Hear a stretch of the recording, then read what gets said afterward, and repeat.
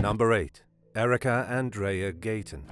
29-year-old Erika Andrea Gayta vanished in July of 2019 after going on a date to a concert in El Paso, Texas. Police initially released few details to avoid compromising the investigation, but they did mention that Gayta's family and the father of her 7-year-old child were being proactive in their efforts to find her.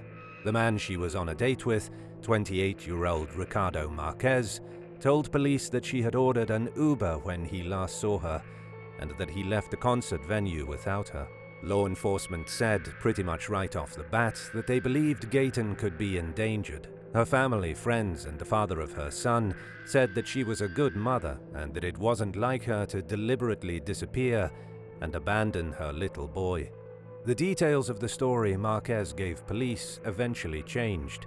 He admitted that Gayta went to his residence with him after the concert and that they got into an argument, but claimed that she ordered a ride on a rideshare app and left. Her body was never found, but police felt they had enough forensic and circumstantial evidence to charge Marquez with Gayta's murder. His trial is ongoing, and so is the search for Gayta's remains. Number 7.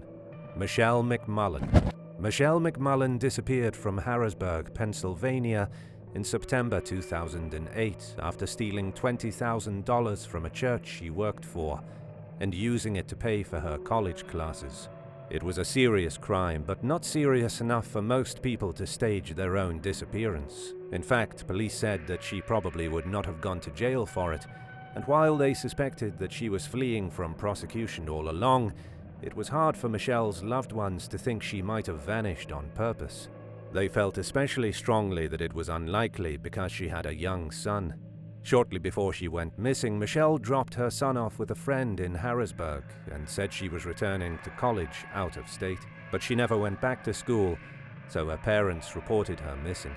Michelle's car was found on a roadside in Maryland with her wallet and keys inside. Her family feared the worst, especially as time wore on with no solid leads.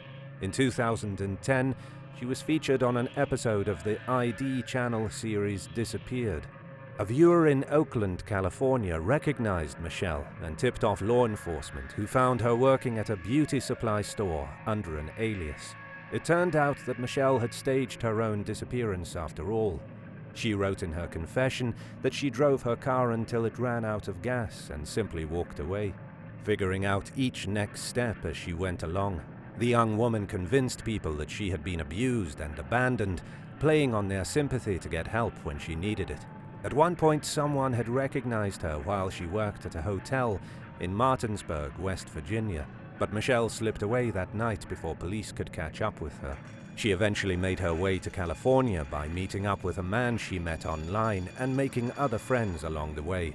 After she was caught, her family was extremely forgiving. They were just happy to have her back home, and the friends she made during her time away all spoke highly of her and said they missed her. She still had to answer for her alleged crimes, and it appears as though she quietly squared the matter away and moved on with her life. Number 6. Jeremy Alex.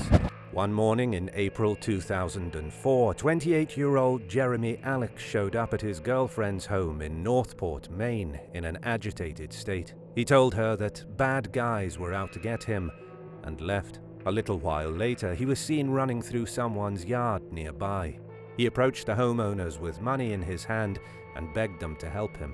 When one of the residents went to call the police, Jeremy fled the scene. He was never seen or heard from again. Jeremy's van was found in a parking lot the next day with his cell phone and keys inside. An extensive search of the surrounding area failed to turn up any sign of him or what might have happened to him.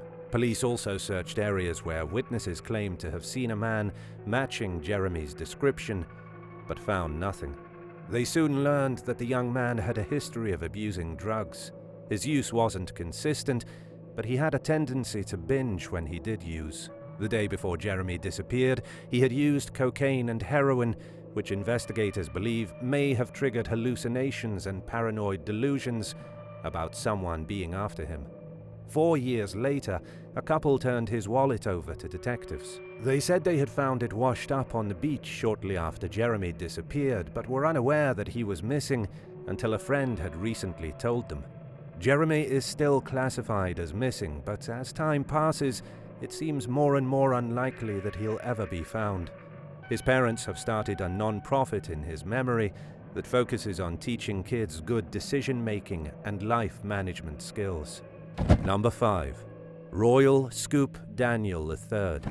Royal Scoop Daniel III was a well-known financier and real estate lawyer in Breckenridge, Colorado. In addition to his obvious displays of wealth, he was both a ladies' man and a philanthropist who always seemed to be looking for ways to give back to the community. So it came as a shock when he vanished from his office in the early morning hours of April 27, 2007, after making a confusing 9-second-long 911 call.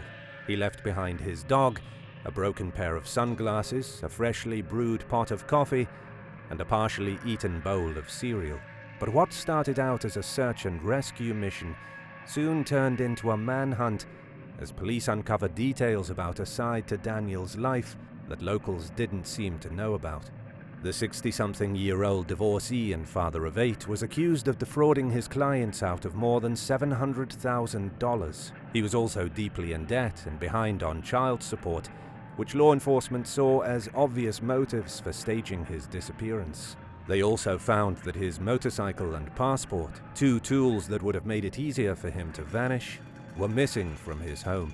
Police issued an arrest warrant, and the state of Colorado suspended Daniel's law license.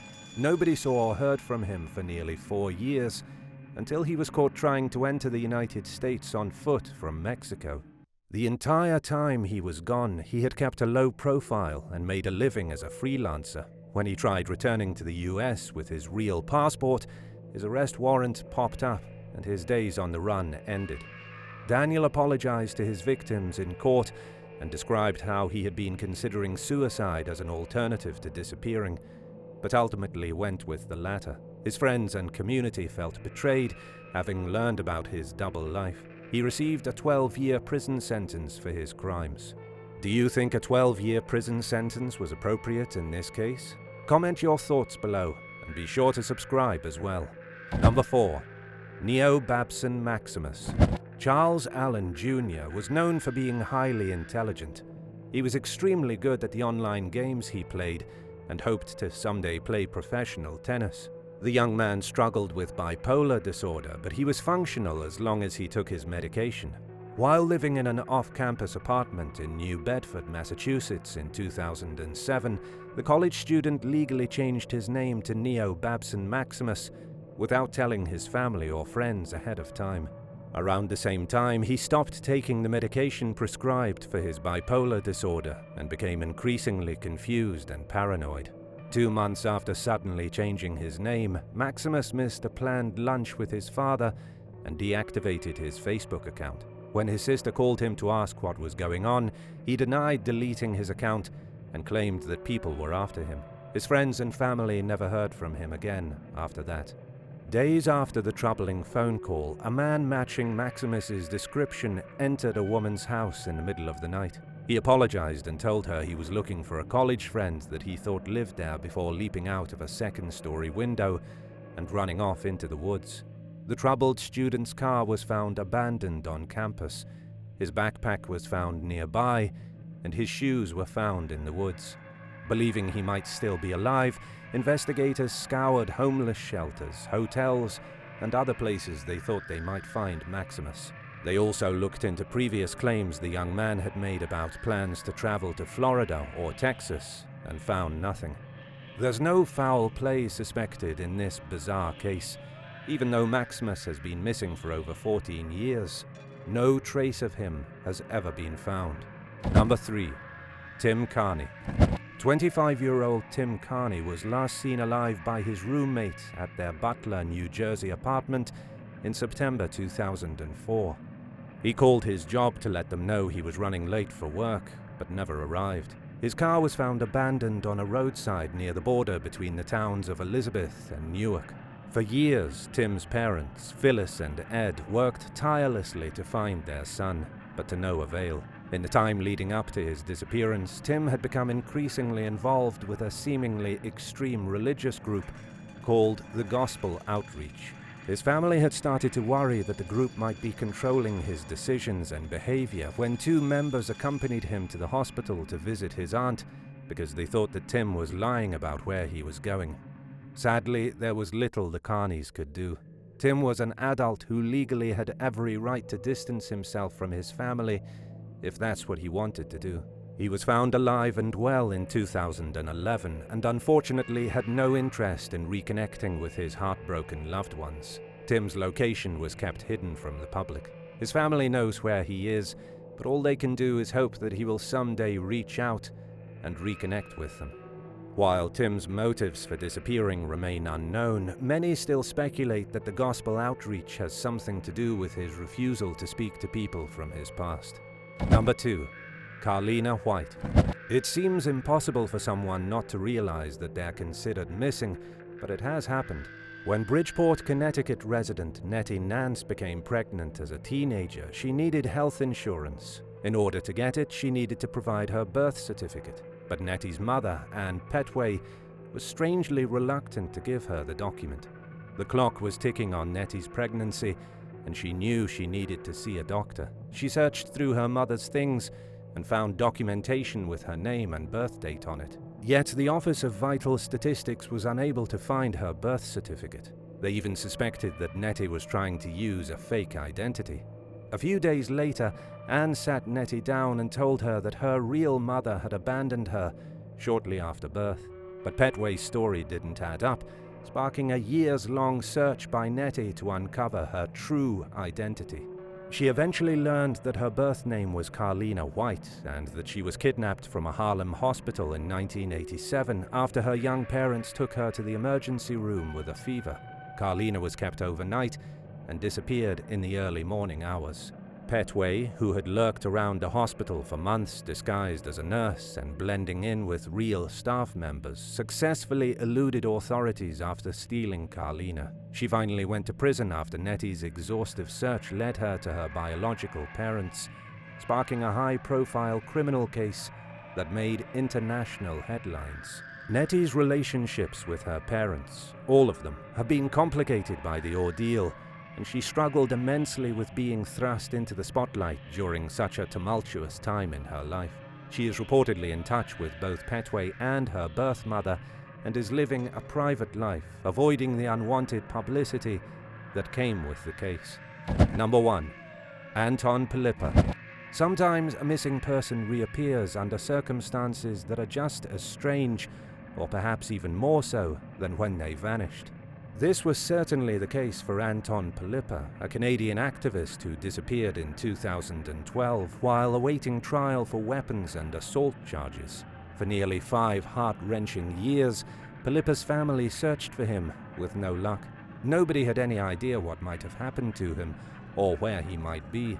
Then, in December 2016, Brazilian police in the state of Rondônia spotted Pilipa walking barefoot along a road over 6,500 miles, 10,460 kilometers away from the home he'd disappeared from, wearing dirty clothing and sporting a long, disheveled beard.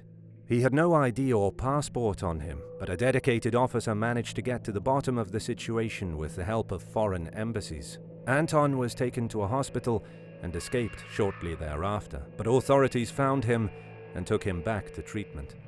Pilipa's family was stunned. They flew down to Brazil to reunite with him, suspecting that he suffered from mental problems, particularly schizophrenia, before vanishing. According to Pilipa, he made it to Brazil almost entirely on foot, somehow crossing through 10 countries without proper identification and surviving off nature and the generosity of others. He eventually reached the National Library of Buenos Aires in Argentina, which ironically turned him away for having no ID. Then Pilipa trekked 800 miles, 1,287 kilometers, into the Amazon jungle before encountering police. While Pilipa's brother, Stefan, admits that the timing of his disappearance indicates that he was perhaps running from the law, he does not believe this was the reason Anton went missing. Pilipa was reportedly happy to reunite with his family and was doing remarkably well, despite knowing he would still have to answer for his criminal charges from back in 2012. Some people suspect that there's more to the story behind Pilipa's disappearance, especially considering how difficult it should have been for him to cross borders without a passport and to survive in the Amazon. But no details have ever come to light to prove that the story Pilipa gave was anything but true. That's all for now, and thank you for watching. If you'd like to learn about more bizarre disappearances, let us know in the comments below, and be sure to subscribe so you don't miss part 2. Until next time.